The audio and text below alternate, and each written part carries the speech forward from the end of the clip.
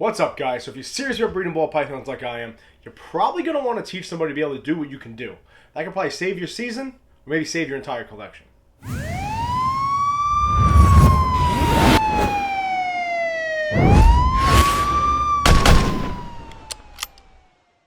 What's up, YouTube? It's Baker. Welcome back to Blue Line Morphs. New to the channel, please subscribe, hit the notification bell, give me a thumbs up, comment down below. Post every Tuesday, Thursday, and Saturday, guys. So check me on Instagram, blue_line_morphs. Everything else is Blue Line Morphs, guys.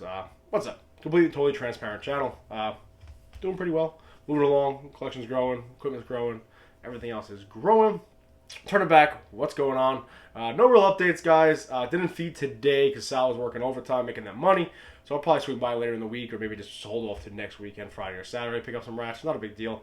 A lot of my girls aren't eating right now anyway because they call either gravid or just refusing food and whatever else might be going on. Now that's really it on the side of eggs. I don't have any right now. That is what's going on. But what sparked this video is while I was doing my spot cleaning, my water swaps, I thought my big pastel girl had already did a pre-lay shed. It looks like she's going into a pre-lay shed right now, which kind of lines up her laying eggs where my vacation is, when I'll be away in Mexico. It's supposed to be Aruba. Talk about that in a second. Let's kind of spark this video. That coupled with me losing power a couple of times, that's what we're going to talk about today. So, not going to see any snakes, just me bullshitting, but it's kind of a piece of advice that I'm kind of following now, and I think it could come in handy with a lot of people. As far as pairings this week, my banana pod male, he paired with 2 girls in the last 12 days. I'm going to give him off a week, let him hang out, try to get a meal into him. He looks great though, he's 1,400 grams. Next girl he's probably going to go is probably going to be that orange dream, pastel, fire, leopard, yellow blade or asphalt, het pied female. See what's going on, she's in shed right now, so wait for her to get out of shed. Now, when it comes to those 2 young clown males, ultimately, guys, you guys all wanted me to shoot for gold here. So I'm going to take that possible het clown boy that we know is pastel butter, 99.9% sure red stripe, leopard clown, possible het pied, possible spot nose. I'm going to put him with that big old normal girl that's het clown, possible het pied. Why not? Shoot for gold. I could end up hitting like a red stripe Batman pied, right? That'd be fucking nuts. But regardless, guys, I'm also going to take that pastel entry blade leopard clown male and put him with Luna, that's super Russo. She's kind of bull wrapping right now, so I don't know if she's trying to get some. I don't know what the deal is. I was going to give her off this season, but she's looking good. 1,800 grams, 1,900 grams. So we'll see what happens there. So I'm going to give that a shot. Give her another shot at the title.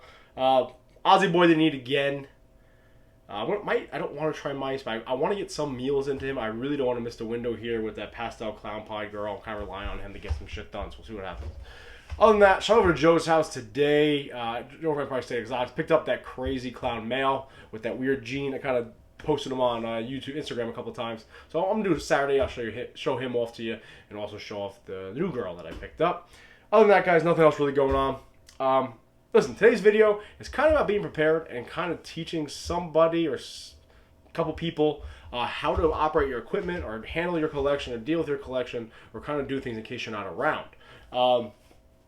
If some of you have either like a partner, good for you. Some of you have a spouse that helps you out and knows what they're doing, good for you.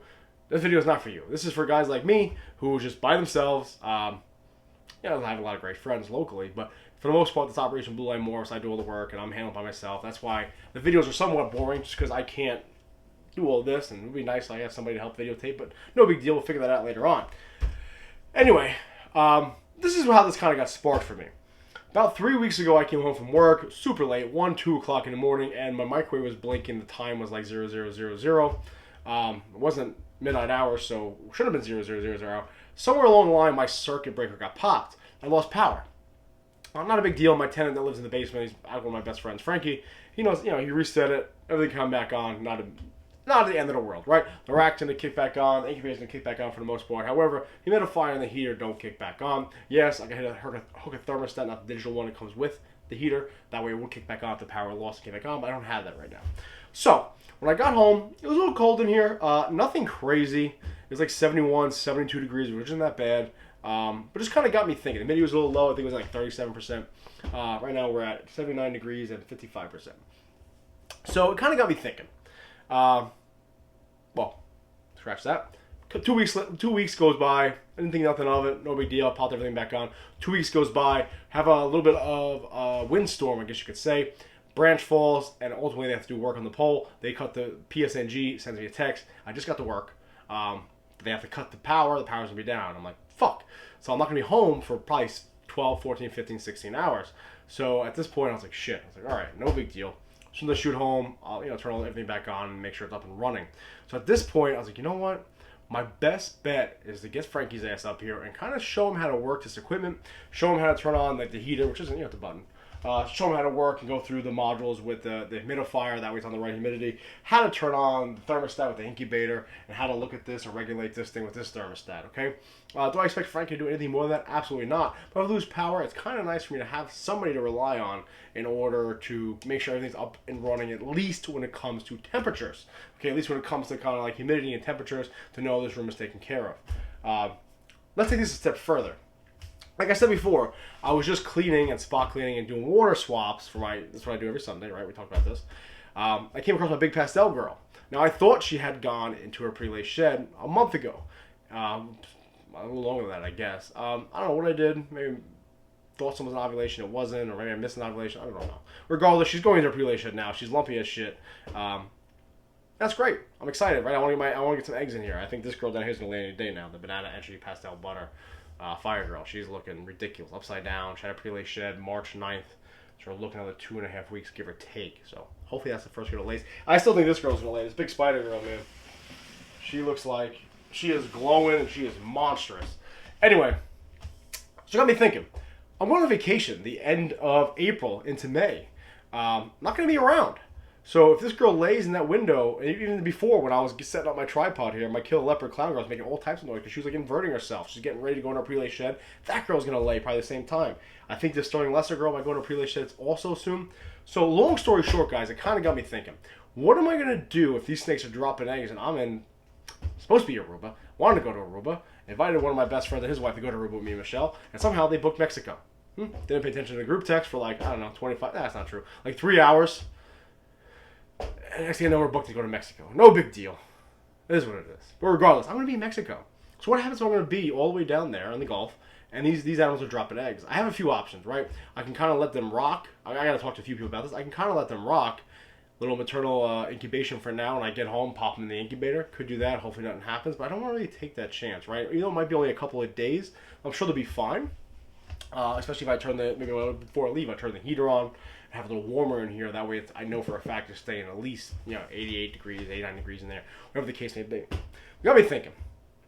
I have a lot of really good friends locally between Sal and Eric. You got Dave. All right, you have Anthony. Joe is all the way out west. A lot of people locally that could really take care of me, really help me out. But you really got to focus and really got to trust somebody. So ultimately, if you guys are watching this video, I'm probably going to end up asking them to give them a key to my house. Then possibly, if they have time, Eric's the closest one to me. If they have time, to kind of just swing by and take a look at one of these tubs once or twice a week while I'm away. And then I'll have the egg boxes set up for them. That way they can just pop right in the incubator, so forth and so on. So I kind of want to have that backup plan in place just because I don't want to be away and have to worry about something like that. And I don't want to take the chance of having them have maternal incubation, something going wrong. That being said, I am asking everybody now. Have you ever had any experience with this? Being away, eggs dropping, is it that big of a deal? Can they rock for 4 or 5 days, 6 days, then put them in the incubator? Obviously, they'll probably be stuck together at that point. I'll have to put them in a bigger tub, whatever the case may be. I get that. But does anybody have any experience with that? And Eric, Sal, Joe, everybody, if you're watching this, help me. But that's what I just want to kind of bring up today, guys. I've been thinking about that, about having a backup plan. Like my girlfriend, Michelle, you guys know the plan with that whole situation. Realistically, I don't ever expect her really to help. She hates snakes. She'll tolerate me having snakes, some of them. But I don't expect her to really help. So I have to kind of teach some other people how to like do some of the stuff in here to handle some of these animals, or rely on some of my close buddies. Because of course I would do the same for them. So that's kind of something I want to talk about today, guys. That's really it. Got me thinking. Kind of asking for help, asking for advice. What have you guys done in this situation like this? Whether it's being on vacation, being away, work, something like that. Is it okay to let the snakes rock for like 4 or 5 days, maternal incubation, then pull them? Or is it one of those things where once you cross a certain day threshold of maternal incubation, you kind of got to let them sit there? I don't know. So I'm asking you guys, asking the more experienced breeders if you guys ever experienced that. Also, I'll help asking if someone can give me a hand here, maybe Eric or Sal, you guys are the closest. I know Joe would do it, but he's far away and works late. But anyway, so that's what I want to talk about today, guys. Little Tuesday advice. I'll be posting this thing. Have somebody that kind of knows what they're doing. This is in case you're not around, okay? Just at least for temperatures, keep everything copacetic, and probably not a good idea to plan vacations during the breeding season, but it is what it is. I don't have much of a choice. Anyway, guys, that's a little piece of advice I want to talk about, something I'm going to be planning out, something I'm going to deal with now. Hope you guys have a good week. Later in the week, I'm going to talk about videos later in the week, I'm going to talk about how you can upgrade your equipment and pretty much have it cost you almost zero. That's what I did in this room. I'll tell you right now, that Freedom Breeder rack I have right now and those 2 racks over there from Baller's Garage Dave, didn't really cost me a dime. I'm going to tell you how and how you can upgrade your stuff, snakes and equipment, and have it cost you almost zero. Then I'll also in the next video, probably Saturday, I'll be introducing the 2 new snakes. So stay tuned for that, guys. Tuesday's video is always me talking and bullshitting. Help me out. What do you guys think? What do you guys know about maternal incubation? How long? What's the window there? Everything we just talked about. Appreciate it, guys. Let's keep this ball moving. Hope everyone's having a good season. How's your season going? I'm really looking forward to getting some eggs in here. So we'll see what happens, guys. But please be safe. Always remember. Oh, I fucked it up. Be safe. Please remember. Always watch the 6.